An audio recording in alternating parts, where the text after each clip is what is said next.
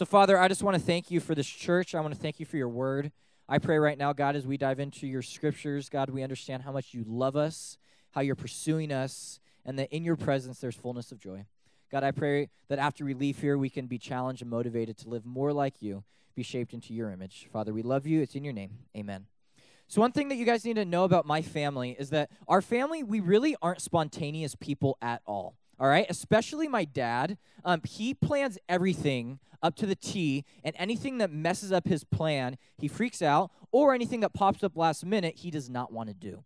So I remember when I was in elementary school, my sister and I, we wanted to go see How the Grinch Stole Christmas. Jim Carrey's version just came out. We're super excited. We were on Christmas break. We wake up that morning, we run downstairs, and we ask our parents if we can go see the movie. Now, I just told you my dad is not a very spontaneous person, so we expected that he was going to say, no, we're not going to take you to see the movie. But to our surprise, he actually said yes, so he drove us to the movie theater. We probably went to Krikorian before Sinopolis, and we watched the movie, and I loved the movie. And after, watching the movie, I went back to read the book, How the Grinch Stole Christmas, that I had read, sometime in elementary school, but I really started to fall in love with the story of the Grinch, of How the Grinch Stole Christmas. I want to read to you a couple pages just from the beginning of How the Grinch Stole Christmas. And I know most of us in this room, we know the story of it, but it's kind of fun just reading this book, or maybe it's just fun for me because it's easy and I'm not good at reading. But here's what it says in the beginning, and it rhymes, which is cool. So listen up. It says, every who down in Whoville liked Christmas a lot. But the Grinch, who lived just north of Whoville, did not. The Grinch hated Christmas, the whole Christmas season.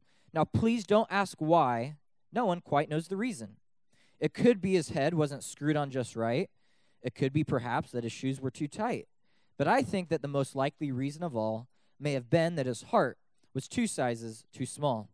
But whatever the reason, his heart or his shoes, he stood there on Christmas Eve hating the Whos, staring down from his cave with a sour, grinchy frown at the warm-lighted windows below in their town. For he knew every Who down in Whoville beneath was busy now hanging a mistletoe wreath. And they're hanging their stockings, he snarled with a sneer. Tomorrow is Christmas, it's practically here. Then he growled with his Grinch fingers, nervously drumming, I must find some way to stop Christmas from coming. Now, those of us that are familiar with the story, which is a lot of us in here, we know that he came up with this plan to try to steal Christmas. He dressed up like Santa. He dressed up his dog Max like a reindeer. He went down into Whoville. He broke into the homes. He stole the trees. He stole the gifts, the ornaments. It says he didn't even leave food enough for a mouse. Didn't leave a crumb small enough for a mouse. He stole everything. And afterward, we find out that he realizes, man, everyone's still singing down below. He didn't really even steal Christmas. Christmas was still there because it wasn't just in a store. It meant a little bit more. But before we get to this change, this heart change in the Grinch in the end, we're introduced to this guy who's very evil. Before Gru existed, we have this despicable character in the Grinch. And this whole series is kind of based off the assumption that no one wants to be labeled a Grinch, that no one wants to be called a Grinch, that if you are called a Grinch in your life this Christmas season, well, it's kind of offensive. It's not a very nice thing to say. We don't want to be identified as that. But what we have to understand is that if we aren't careful, we can turn into the Grinch. We're probably not going to grow green hair and yellow teeth. Well, maybe yellow teeth. Might not get that. But when we look at our life and the way we conduct ourselves, we see that the Grinch, his lifestyle, we can actually kind of live like he did.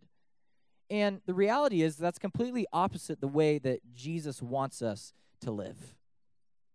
We can get Grinched. We can fall into this trap.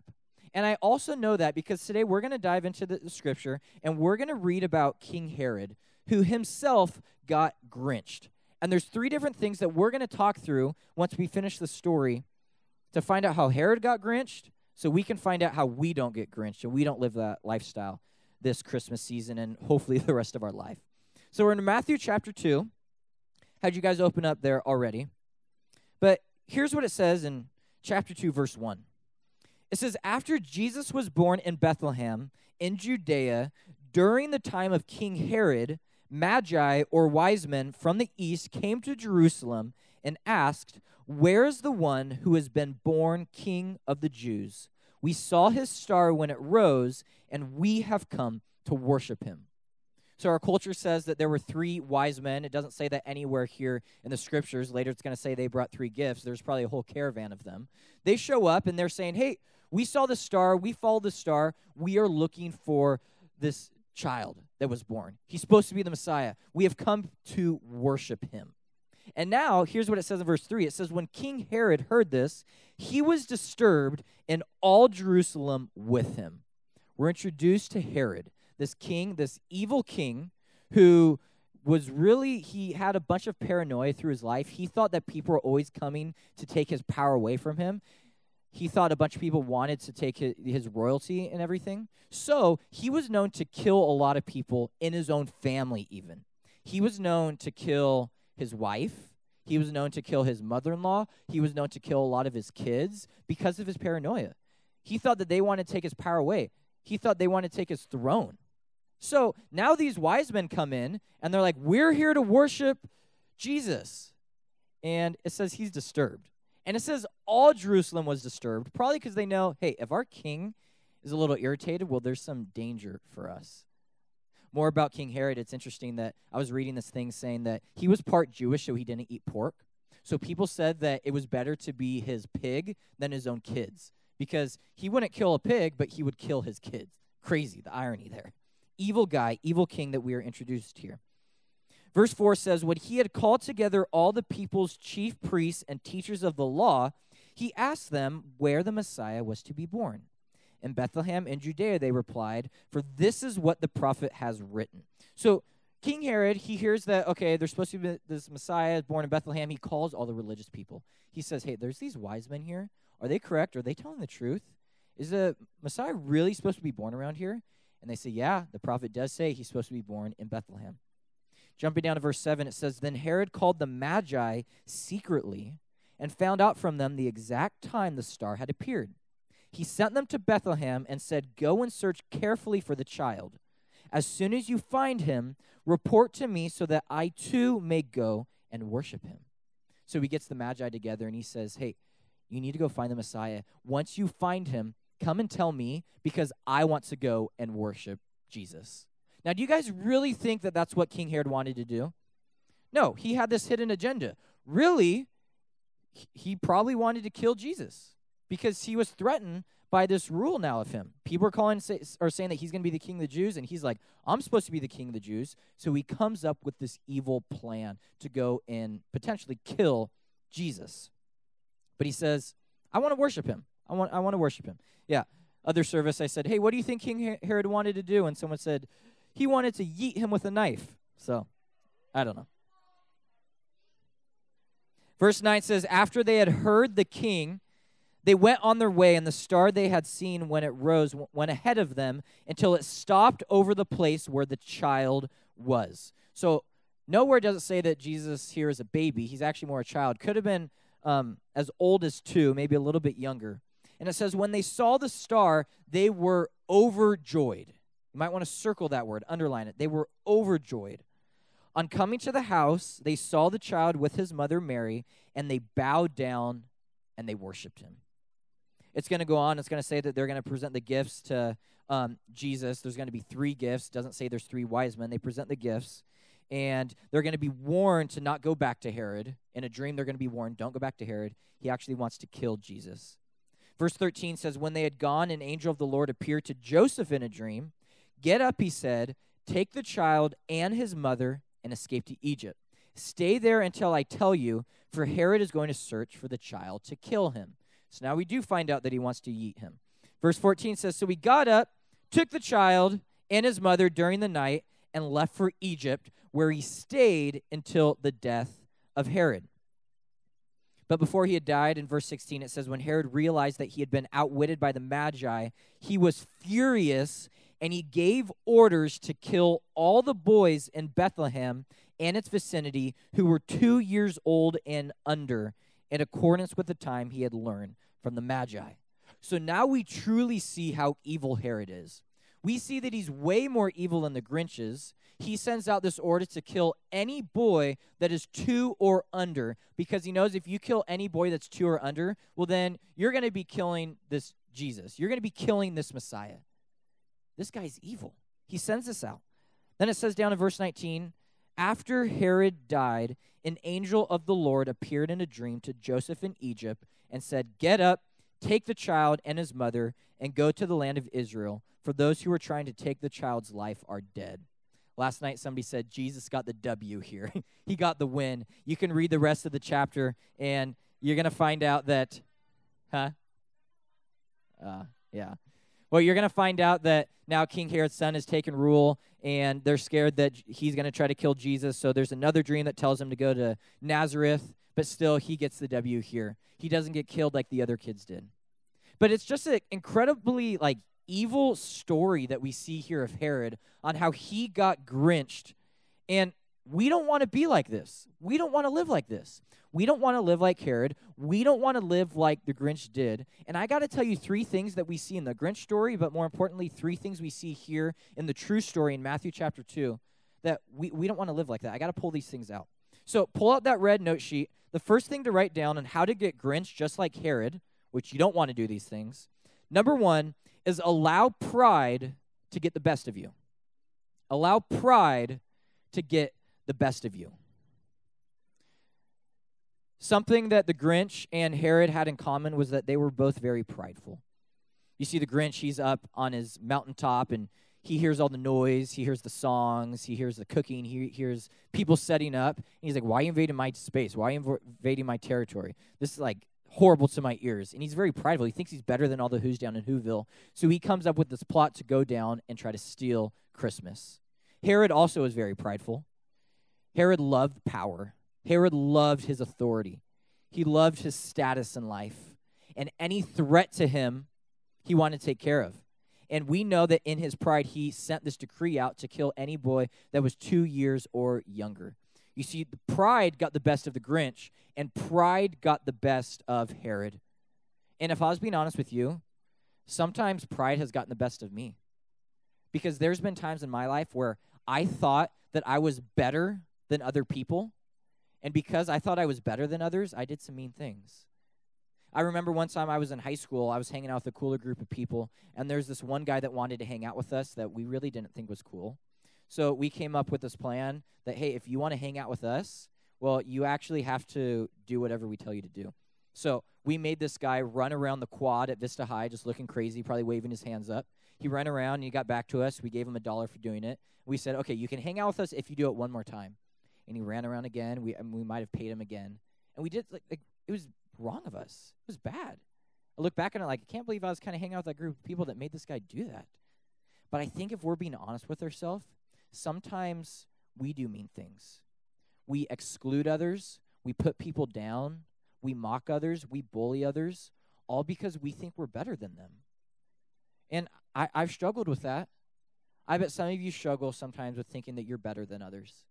Maybe it's because you think you're more athletic, or you're smarter, or you're better at whatever video game, or you think you're a better Christian than others. You're a better surfer, you dress better, you're prettier. You have all these different things that you think you are better than others, so you look down on others. And you exclude, you mock, you put down. It's all out of this sense of pride. And I just want to challenge you guys, next time you get that feeling to look down and put other people down, remember Jesus' life. You see, Jesus, he is pretty cool, all right? He created this whole universe, including giraffes, including hippos, including everything that's out there. Pretty cool things that none of us in here can do. But as he walked this earth, we see he didn't exclude people. Actually, the people he excluded were the religious people who thought they were better than others. He didn't exclude. He didn't put down. When we look at Jesus' life, he was hanging out with some pretty bad people, some pretty evil people. He was hanging out with sinners. He was hanging out with tax collectors. He was hanging out with prostitutes. He was hanging out with all these different people because even though he was better than them, because he's God, he didn't act like it. And he was willing to hang out with other people. He was willing to show them love. He was willing to serve. You see, he allowed his humility to bring the best out of him. Pride may get the best out of you, but humility will bring the best out of you. We need to practice humility. We need to look at Jesus' life. And the good news for us is that Jesus doesn't exclude us. We're sinners. We mess up. And, I think oftentimes we're like in our like huddles where, you can hang out with me if you start dressing cooler, if you start talking a certain way, if you start doing these things, and then you can hang out with me. Well, we look at Jesus. He doesn't have all these expectations first. He doesn't. We don't have to wash our hands, get clean, and then be this perfect Christian, then approach Jesus. No. He actually meets us in our sin. Yeah, he still expects us to change, but he's not this exclusive guy that says, stay away from me, get clean, wait till you're too cool, or wait till you're cool enough to hang out with God. No. He's invitational. And I think that we can practice that. Don't be like the Grinch. Don't be like Herod that thinks we're better than others. Let's serve, let's love, let's include. Let's not put down, let's build up. Because if we allow the pride to get the best out of us, we're kind of like the Grinch. We're kind of like Herod. See, the second thing that we see here that you guys can write down is pretend to be something you're not. If you want to get Grinched, if you want to be Grinched, pretend to be something you're not. Not encouraging you to do so. We see the Grinch. We know that he was pretending to be something he wasn't. We all know the story. He was pretending to be Santa. That's the whole funny thing about the story is Santa isn't green. He's green, but he was able to fool Cindy Lou Who. Herod, you know that he was pretending to be something that he wasn't? Do you remember he called the Magi together, and he said, hey, tell me where Jesus is because I want to go and worship him. You see, he was pretending to be a worshiper, exactly. He was pretending to be something that he wasn't. He wasn't a worshiper. He wanted to be worshipped himself. He put on this mask. He put on this facade. He had a hidden agenda, and he was trying to deceive people because of it. I know I've done that in my life as well. I remember when I was in high school, I would always make sure that I sat in front of the girl that I liked because here's why. We would hear the message, and then after the message, we would do worship, and people would slowly start standing up, like kind of, once you're getting into worship, raising your hands, whatever. And I wanted to sit in front of the girl that I liked because I wanted to be the first person to stand up in the room, and I wanted to be the first person to raise my hands in the room because I wanted her to see how godly I was, how much I love God, how much I love to worship. But I was putting a mask on. I was just doing it to impress her. I wasn't doing it to bring worship to God. I had this hidden agenda, and I was trying to deceive people. And I wonder if you've ever been like that. There's probably people in this room that you have no interest in a relationship with God, like zero, none. You come here for whatever reason. Maybe you do sing. Maybe you do raise your hands. You're trying to pretend to be a worshiper. I don't know what your agenda is behind that.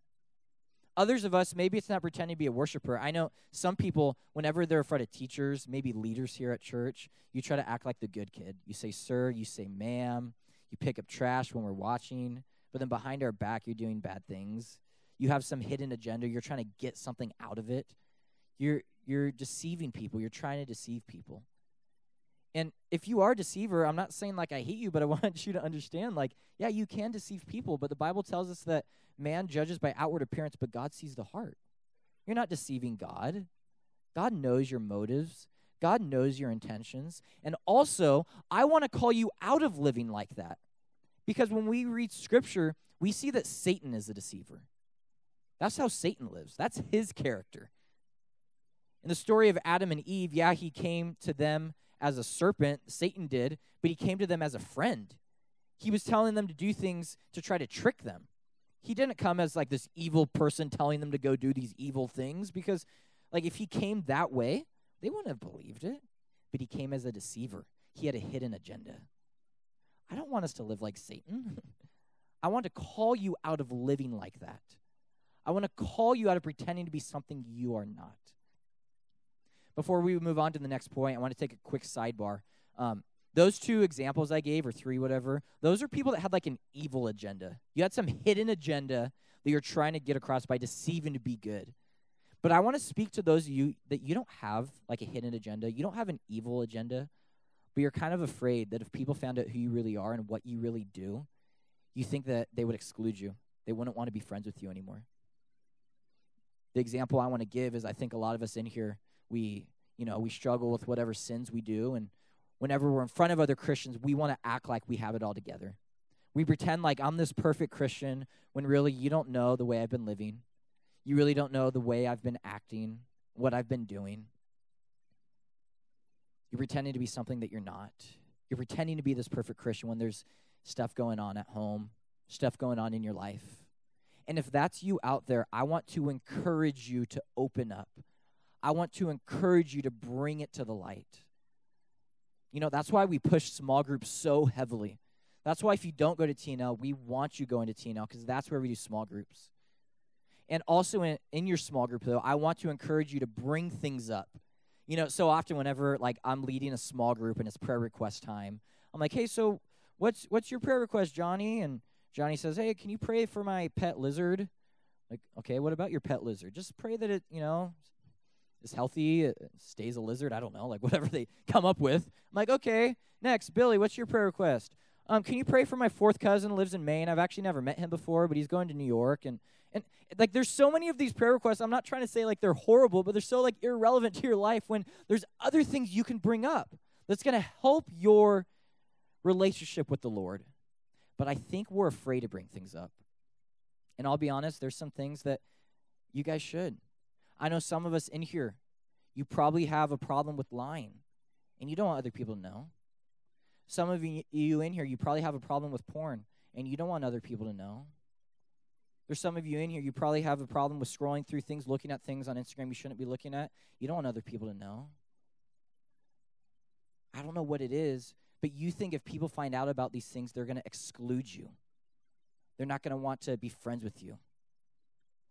But let me tell you, oftentimes when I've been in groups where people get vulnerable and share, oftentimes people say, me too. I struggle with that. The devil wants you to think that you're all alone. The devil wants you to think that you're the only person struggling with it. Let me encourage you, other people are struggling. Bring it to the light. Grow, confess, repent. You can hide it, but it's going to be hard. Bring it to the light. That's where change is going to happen. That's where freedom is going to happen. You don't have to pretend to be this perfect Christian that has it all together. Bring it to the light so that you have your small group that can help push you to live more like Jesus. Once again, that's not some hidden evil agenda, but I wanted to bring that up before we move on to our next thing. The third thing that we see on how to get Grinch just like Herod is to keep your distance from joy. Keep your distance from joy. You know, we all know that the Grinch was up on the mountaintop. Everyone was having fun down below. Everyone was singing down below. Everyone was setting up. They were all happy. They were smiling. That's where the joy was. But the Grinch, he's up on his mountaintop, acting as though, oh, that stuff's stupid. That stuff's not fun at all. Lame, lame, lame. When it's like, come on, jump into the fun. It's going to be enjoyable. There's going to be joy to your life. But he kept his distance. What's interesting about Herod also lived up on a mountaintop, which is crazy. His castle was up there. And he was probably only 2 or 3 miles away from where Jesus was born. He was that close to Jesus. But he kept his distance. He sent the wise men. He sent the magi. He kept his distance. Jesus was the one that would have brought joy to him. He probably would have acted like, I don't need Jesus. He's lame. I wonder if you've ever heard someone say that in your life. I don't need Jesus in my life. But I'm here to tell you, he's the one that brings joy. He's the one that brings joy. Psalm 16:11 says, you make known to me the path of life. In your presence there is fullness of joy. What's crazy, if you examine Paul, the Apostle Paul, his life, read the book of Philippians this week if you want to. He is in prison, a Roman prison. He has nothing. He has none of the things that make us happy. He's about to be killed. His head's probably about to be cut off. And in chapter 4, he says, rejoice. Always rejoice. And I read that, I'm like, what? What are you talking about, Paul? You have nothing. You have none of the things that make us happy. Because we all think that certain things in this life are going to make us happy, and I'll be honest, they do. Like the newest iPhone will probably make you happy. Having like new Nikes will make you happy.